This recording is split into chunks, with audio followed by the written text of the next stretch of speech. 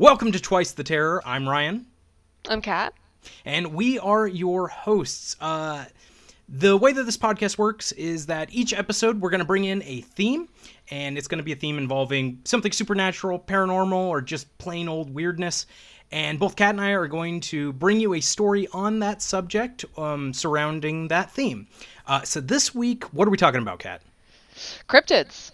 Cryptids. Everybody loves cryptids. Hell yeah, I love cryptids. We thought this would be a good early episode because there's so much to talk about. Plus, it's a subject we can come back to.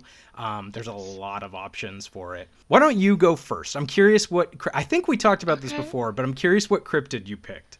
I hope I picked something that is unexpected. I wanted to go for something obscure and a little less well-known, but I think it's very fun. At least it's fun to me. So my cryptid can be found in the most foreboding lands of North America, Ohio. So, of course, terrifying. Exactly. Before anyone, starts getting the angry tippy-tappies on the keyboard or anything, I am a proud former member of the Buckeye State. I can say whatever I want. So, our story, it begins in Kirtland, Ohio. It's about a half-hour's drive northeast of Cleveland. It's in Lake County, and that is where the legend of the Melonheads begins. So the story, which is said to have begun circulating sometime around the 1970s, revolves around the mysterious Dr. Crow. It's spelled in a multitude of different ways. Crow, just like the bird, sometimes with an E on the end. It's been spelled with a K and an H in some weird places. And sometimes he's just called Dr. Melonhead. I like Dr. Melonhead personally. That is a great name. I mean, that's a DJ name if I've ever heard it, Dr. Melonhead. Yeah. So. That's going to be like my rapper name if this doesn't That's work it, yeah. out. So it's precisely what kind of doctor he is. It's never actually mentioned. I don't think it really matters. But it's giving mad scientist vibes. Of course. As the story goes, Dr. Crow had orphans brought to his home somewhere deep in the woods of Kirtland, Ohio. There, Dr. Crow began performing experiments on the children, and they began to develop these massive, engorged, deforming domes on them, just massive craniums. I read a story where the claim was that the children had hydrocephalus. I don't know if I'm pronouncing that correctly, but it's basically a condition where the cerebrospinal fluid is building up in the cavities of the brain, and that Dr. Crow was injecting them with even more fluid into their brains. Why? Who the hell knows? I mean, these kids already had this horrific condition, and then he's just like, let's just pump them full of more stuff, like a water balloon, it's like the carnival game where you're spraying the water into the clown's mouth and the balloon's inflating. Like, that's, oh my God, yeah. That's what he's going for. Okay, terrifying. Yeah, he's like, these kids are pretty weird looking, but hear me out. Let's keep going. I mean, mad scientists gotta be mad scienting, So, as you can imagine, these children were not too keen on being used like lab rats and possibly, obviously tortured by this Dr. Crow character. So, they seek retribution. They killed him, burned down his home/lab, and then they escaped into the woods off of Wisner Road.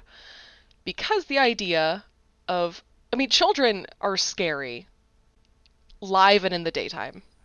But this idea of weird. Anytime you hear about a kid in like a horror story or a supernatural, it's never good. Like, the kids are never there for positive things. It's always like, this kid tried to steal my soul or eat my flesh or something crazy. It's never normal. Dude, there are kids in front of me at grocery stores that look at me like they're trying to steal my soul. They're always turning around, dead eye contact right at me, and I'm like, dude, you need to get your kid. Right. Too much. So these hairless children with giant heads are running around in the woods, just free in the wilderness of northern Ohio. This is creepy as hell to me. And the story says that they steal and eat babies. Because why not? You know. So kids are now eating babies. So we've taken a Yes. step back there. Like it's like we're instead of moving up in the food chain, they're moving down. It's like the babies are easier prey for them. These are sprinkles on a nightmare Sunday. Like, Right. we're just adding. Exactly. So that's just one version of the legend, though, but there is a variation where the children were government experiments and that they were sent to Dr. Crow's home. And I kind of appreciate this version of the story as well because we're at a point in time where reality is truly stranger than fiction. And I can totally see the US government being like, where are we going to dump this, botched, mad experiment? Ohio. No one's gonna It's look at flat. Ohio. Yeah, it's in the middle of nowhere. Again, no offense to people from Ohio at all. Full Like, offense. yeah, no offense whatsoever. It's just we live in Pittsburgh where it's nothing but hills, and then you drive through Ohio and it's nothing but flat. So Flatlanders are different. They're built different. There's a lot of people who are eating chili on spaghetti listening to this, getting very upset. Yeah, I was gonna say we're gonna get some people are gonna literally write letters. It's not even gonna be emails. They're gonna physically find out an address, a PO box to send it to, and write letters. That's how angry they're gonna be at us. Jebediah, get my inkwell. Again, apologies, Ohio, apologies. But but anyway, So yeah, the government's like, let's go to God's blind spot, Ohio, dump off these kids. And in this version, Dr. Crow is actually the hero. Like he took care of the children and he and his wife were like parents to them, and unfortunately he dies of old age, and the children are so devastated that there's an accident where the house burns down, or another variation was that he died in his sleep, and a candle or maybe a lantern was left lit and the house caught on fire. So like not only did they lose their caregiver, but then they also lose their home, and then they go to the one refuge that they have, which would be the woods around the house. Of course, the melonheads can only be seen at night, most notably Halloween. of course. Reasons. Warnings about these creatures hasn't stopped, any of the local high schoolers from driving down Wisner Road hoping that they could possibly catch a glimpse of the fabled and eerie melonheads. My advice would be, find something better to do. I mean, I know it's driving down the roads. Oh, and also, I mean, like, look, we love, the point of this podcast is because we love the supernatural. We love the weird stories. But, like, sometimes some of these stories, and you'll see it with mine, too, like, some of these stories, you have major holes you could poke in, and it's like, wouldn't these kids be grown by this point? Like, I'm guessing this... But people still... Do people still see them as kids when they see them? Or have there never been, like, any official sightings? Has it all just been, like... There have been some people who are like, I definitely saw something, but like, I mean, there's always going to be that one person. As deeply as I would love for something like the Melonheads to be real, I feel like at this point they're all tax-paying citizens. Like, there's no reason for you to go searching through the woods of Kirtland looking for the Melonheads. If you do, it would probably be really cool if you could like knit them a hat. That might fit. Right. They're probably cold. Yeah. Like, you got a giant head. That's a lot of real estate to put, a hat on. So they're just in line at that hat store lids, just like, please sir. I just need something. Hopefully none of them are wearing fedoras. Like, we don't need a melon head, a fedora wearing melon head. It's so small and it's just like it's just like slide.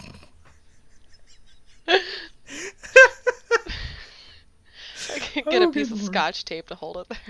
It's just like, it's almost like those little headbands with the mini hats on them that people wear. It's just like, but it's a regular size hat.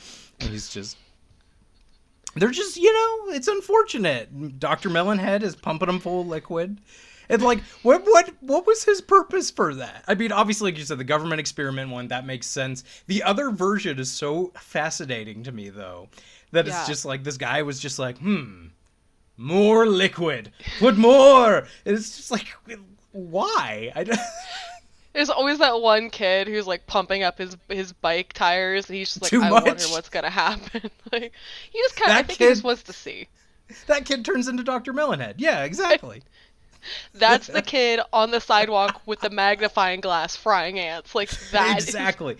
He's pumping up his bike too much. He's frying ants, and he's always like eating like sandwiches wrong. Like he's the kid that like peels the crust off and then like eats the crust first instead of the good part of the sandwich. Like he's that kid. He still eats it. Like he's not peeling it off for it because he doesn't want it. He wants it. Yeah, he wants the crust specifically.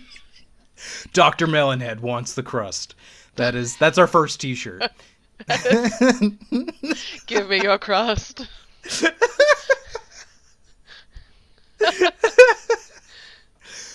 Well, that is fascinating. Any interesting like sightings you came across, like people that were like, I saw the Melonhead kids and they chased my car down, or I don't know why I'm giving them that accent. It's Ohio. It's like 30 minutes away from where we live. Yeah, it's like they're like Cleveland kids, so they're like way tougher. Yeah.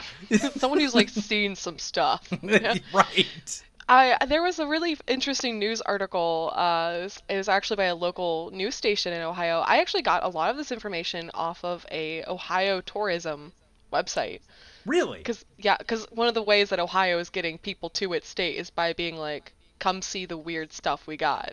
That makes sense. Like, show me what you got, and Ohio's like, we got a lot of stuff, and it's all weird. Come here. Yeah, we got Permane sandwiches. That's about the extent of what we got, and bridges. You know, lots of bridges and Permane sandwiches, which isn't a bad thing. But, you know, when it comes to weirdness, Pittsburgh is, and we'll talk about it in a minute. I'll give an honorable mention. But we're missing out on the cryptids a little bit. But we'll get to that. Please continue. Yeah, we're a little short on the cryptids, but like I do love our efficiency when it comes to food. Like, just eat it all besides everything all at once. So this story actually got a lot of this information from WKYC. It is a local news station near Cleveland, and they contacted one of the local historians whose name I hope I don't pronounce him incorrectly, but it's Amy Kapostasi, which is a really cool name. A lot of this information came from her. She didn't have her own personal sighting. When Amy Kapostasi was asked if she thought the Melonheads still existed, she didn't rule anything out. She said, I hope not, and if they do, I hope we don't see any out here. She said, and I would tell you, if you want to come through Kirtland and you do see them, I would not stop and take a selfie with them. That's good advice, because I don't think they're going to fit in the frame. Like, I think that head is just gonna, and you're in there like, hello. Yeah, you're gonna have to get a really long telephoto arm to take that photo of all of them together. You know. Excuse me, does this iPhone have CinemaScope? Just a panorama, but we turn it vertically so we can go up. Yeah. My God. Oh jeez. I'm speaking of yours. Okay. Well, let me pull up before I forget. Let me pull up the honorable mention. Now, I didn't talk about this because I figured that this is kind of there it is. It's kind of a weird one for Pennsylvania, and it's kind of a bummer because as much as I love cryptids, like I said, we just don't have good ones here. You know, West Virginia has Mothman. And, Ohio's got apparently the Melonheads, and it's got the Frogman, and over in, California, you got Bigfoot and everything. Yes. We have the Squonk. Have you ever heard of the Squonk? Yes, I love the Squonk. I'm so happy. So I think we could do an episode on the Squonk, but just for anybody who's curious what the Squonk is basically a small cryptid in Pennsylvania that kind of looks, some people think it kind of looks like a pig, sort of. But the gist of it is that this cryptid is so ugly, it cries all the time at how ugly it is. And then on top of that, if you manage to capture the Squonk, and some people supposedly had, It will dissolve itself into its own tears to escape. That is, so we have the saddest cryptid ever here in Pennsylvania. Oh my God. I think there's a local brewery that has a beer named after it too. Really? I would be curious to see. Does it taste like tears? Sadness. What if it is? What if it's like a sea salt ale, like a sea quench? That would be smart if they did that. Okay. Next recording, I'm gonna get a can of squonk if I can. Big fan of the squonk.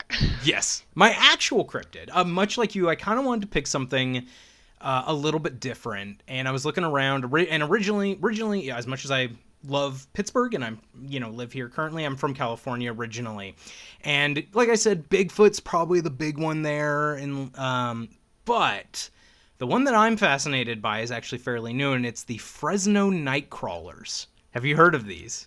No, I'm excited. Where this took place was in the city of Fresno, which is probably about it's about dead center of California, honestly. It's about like 200 and what I wrote down is 220 miles from like the Bay Area, about where I lived. It's about 3 hours from where I lived, and it's about 220 miles from Los Angeles. And it's also roughly about an hour and a half to Yosemite National Park, which actually plays into the story. Okay. But what the Fresno Nightcrawler is if you've never seen it, imagine a big wishbone. Like, what you'd like split at Thanksgiving or whatever.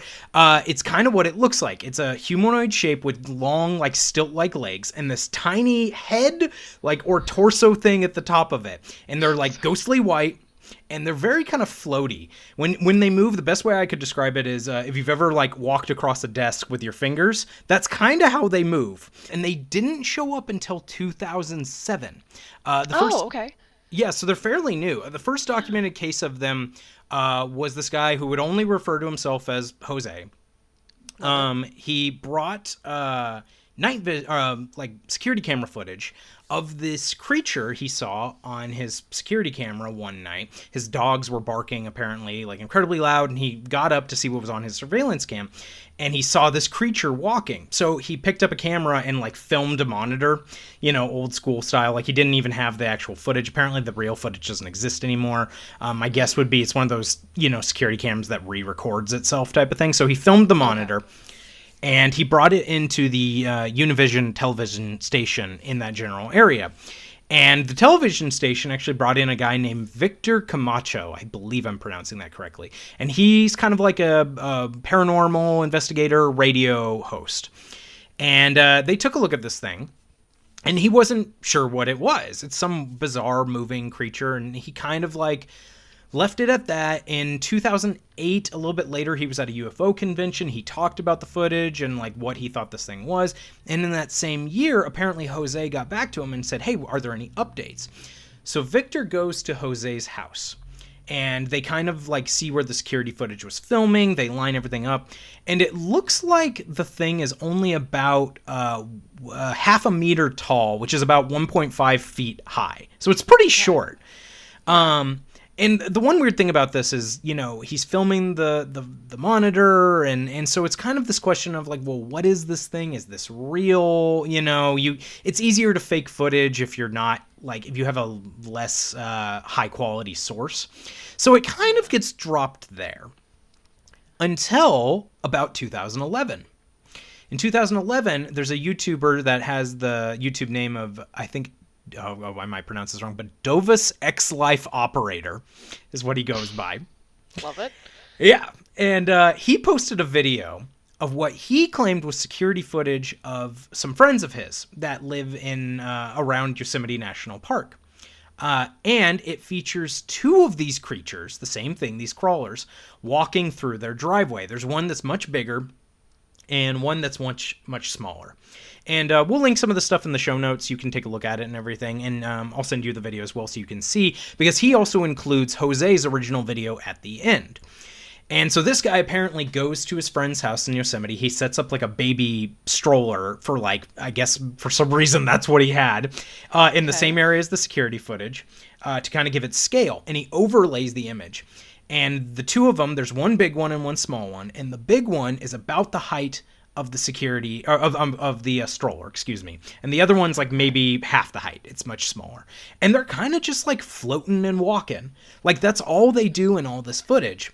Okay. And so this guy also takes both these footage and he adds an effect called emboss, which I kind of have mixed feelings about using this. Yeah, because it's supposed to show any fishing wire. Like it's this effect on the video footage, and you'll see it in the video if anybody checks it out.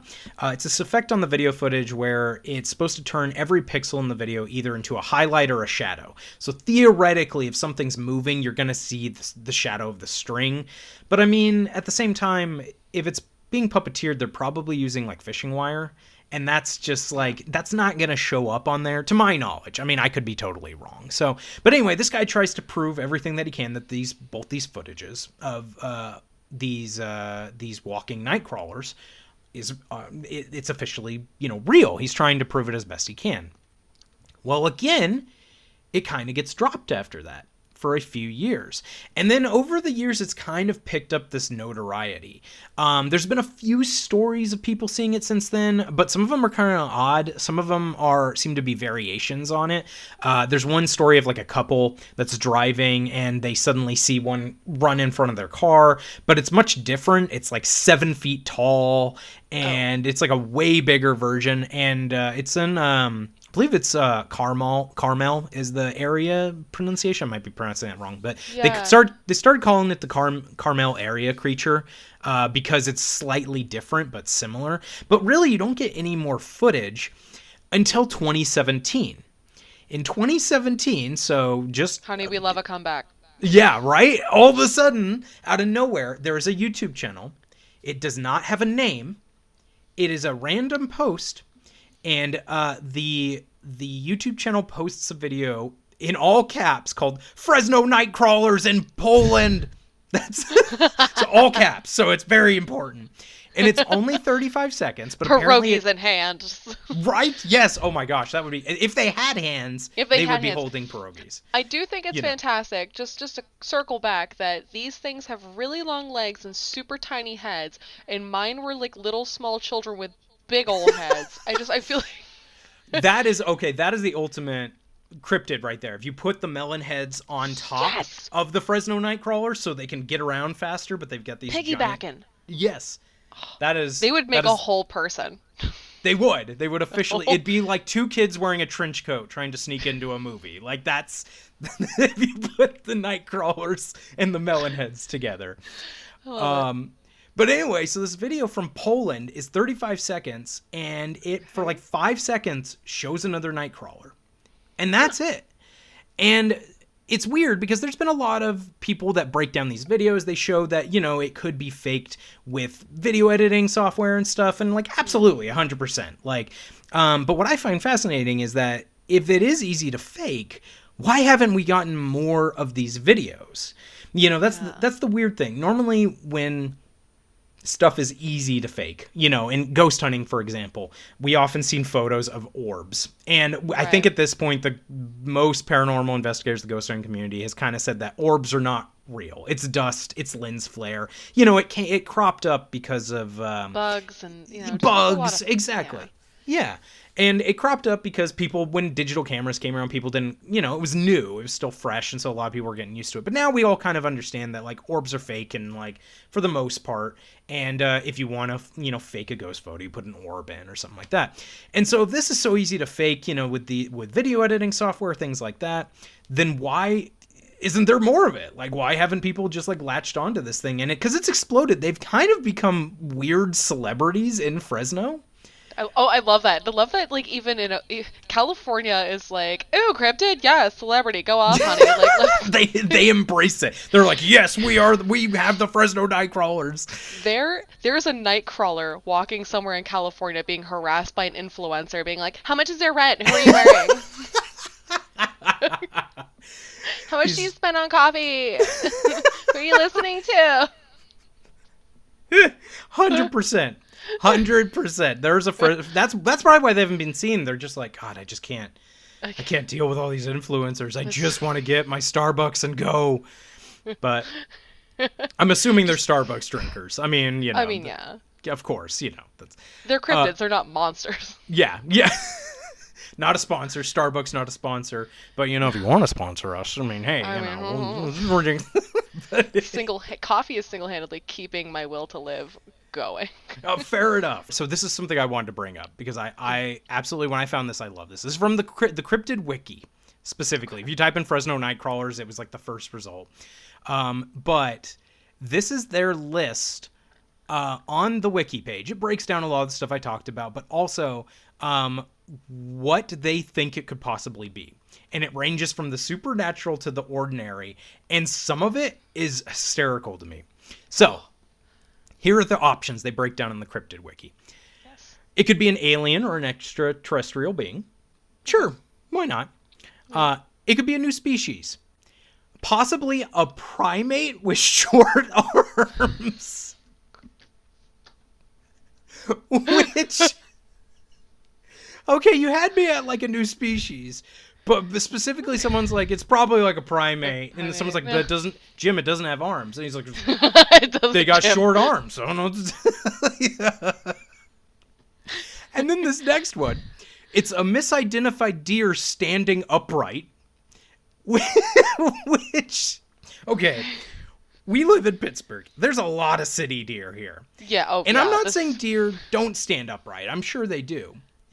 But I have deer walk through my front yard every day, and I've never seen one of them standing completely upright and moving in the way these things do. I don't know. I saw one on one of those razor scooters. Really? Yeah, one of the pay ones. It just left it somewhere. It parked it somewhere. And right on the side of like 376. Yeah.